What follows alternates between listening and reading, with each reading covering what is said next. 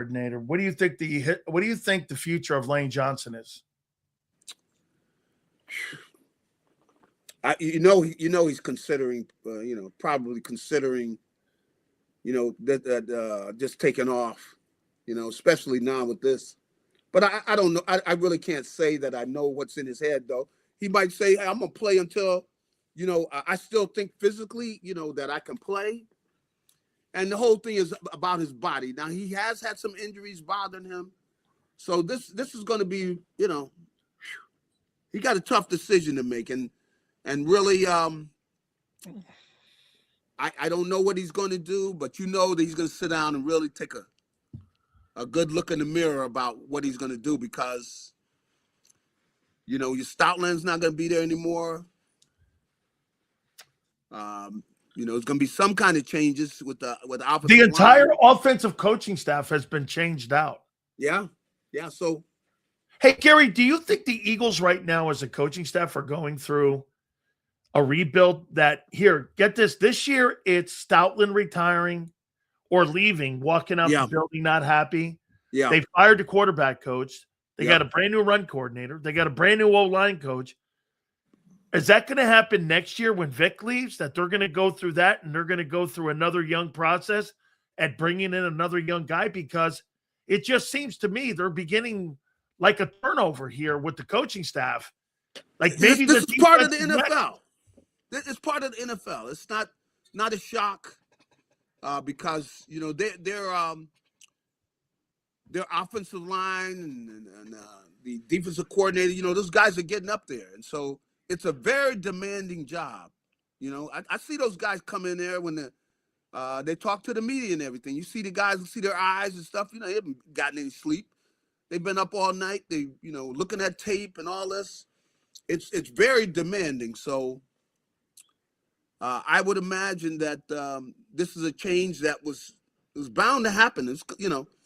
And then to stay up to where you're winning.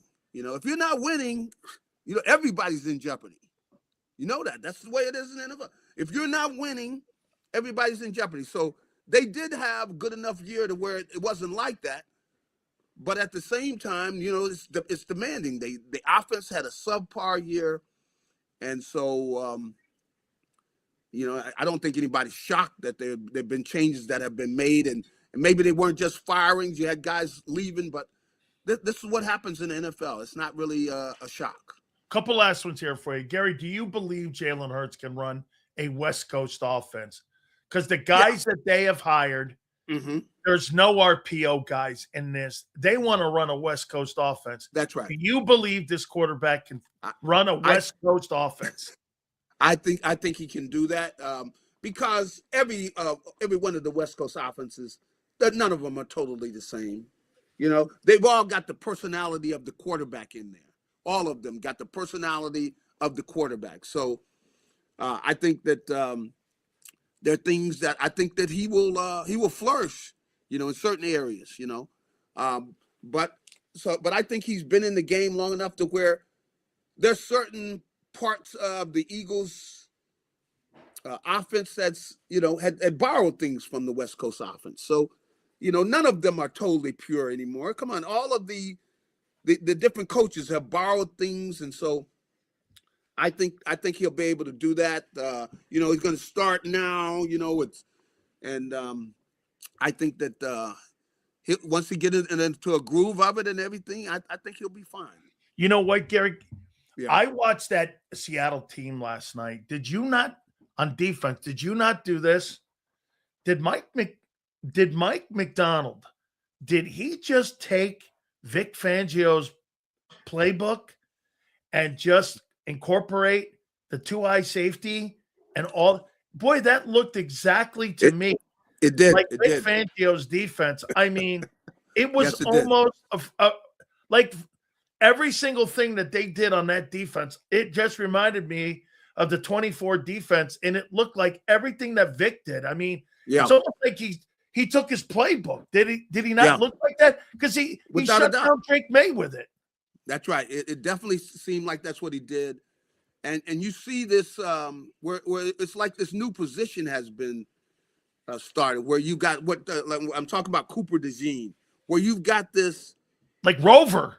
Like, yeah, that's right. Like a rover, where he's almost a slash linebacker. Yeah. You know, but he's the kind of athlete though that can run with the wide receivers. He can cover. And he doesn't mind tackling. In fact, he likes to tackle. So you got a guy like that, and that's what I saw with Seattle, is that they have utilized that. And you know, we saw the same thing with Cooper. It takes us, you know, there's not but so many players in the league can do all of that. You know, where you got a guy, like I said, a guy with cornerback abilities who's willing to tackle. Come on, a lot of the corners, they don't want to tackle anybody.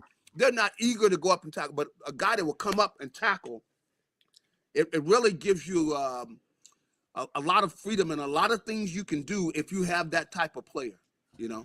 You know what, Gary? You know what it reminded me of when you were younger and they were like the outside linebacker position.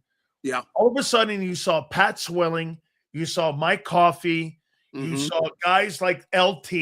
Yeah. All of a sudden, they were rushing and they were bringing them. That was new for like guys. We had not seen that. It was and new. Like you're saying, these slot nickel corners guys are now that new version hype. It's like a hybrid, right? It's like a hybrid. And see, because they throw the ball so much now, you need a guy like that. And then if you got somebody in there, and he's also willing to tackle, see, then you feel comfortable in there, even if they do run the ball. See, they know that he's going to come up, and if he's got a one-on-one tackle, he's going to be able to make that tackle. But he's got to be a guy with extraordinary abilities where he can run, and he's willing, and he's got good size, and he's willing to tackle. And that's what they got, you know, with Cooper DeJean. And you see these type of players, and I could see them coming up where they come up with a better name for those guys, where they just make sure that they stand out, because it's got to be a guy who's got the ability to do all these skills. And, you know, it's come on. You ask them to just go down there. Hey, if the guy comes out there, it's a wide receiver, cover him. Don't worry about it, you know. Okay, last one then for you. Let me go with Nakobe Dean then, because you're talking to me about guys who can do multiple things. Yeah. Fill a hole and cover, okay? Yep. Who's more important, do you think, in Vic's scheme on a re-sign? Jalen Phillips or Nakobe Dean?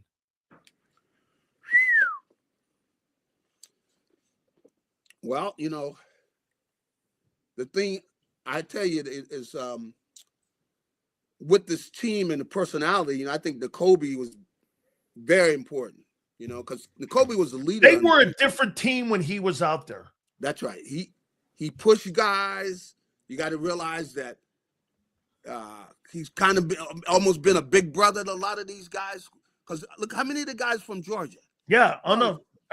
And you see, he's at a point now where he can walk up to, you know, Jalen Carter and get after him. You know, because at times, you know, you need that. Whatever. If you're not playing well, if you didn't make a play, if you're not hustling or whatever it is, and Nakobe has that with all those guys, all those Georgia guys on the team. Equity. They're all key parts of the defense. So